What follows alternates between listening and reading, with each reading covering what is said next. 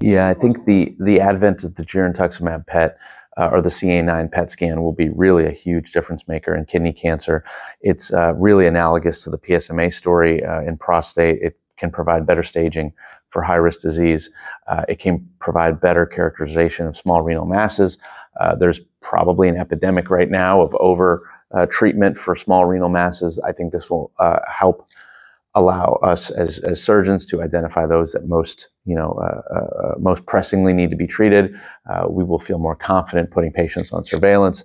And I think there are some really interesting downstream implications, including radioligand therapy in patients who are CA9 positive, and then possibly allowing us to image patients with metastatic disease and target their recurrent disease in a better way.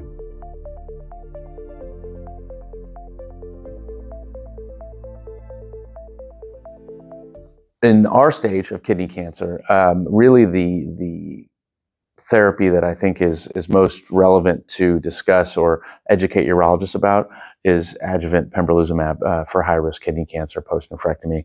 We now have overall survival data, so really it should be offered to patients who are high risk after you take their kidney out. The role for combination tends to be more in the metastatic space, which is where our medical oncology colleagues tend to take over.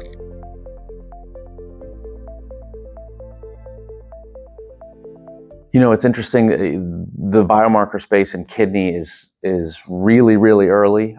There's still some interest in HIF2A and some of the VHL markers with kidney cancer.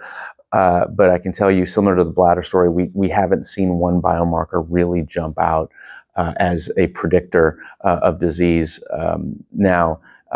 The biomarker, that could be really interesting or relevant is how much uptake the Girentuximab PET has, or the SUV max on a Girentuximab. We're seeing some preliminary data that patients who have tumors that really light up behave a little bit differently than patients who have tumors that don't really light up. So similar to what we're seeing in PSMA, that could be an actionable target.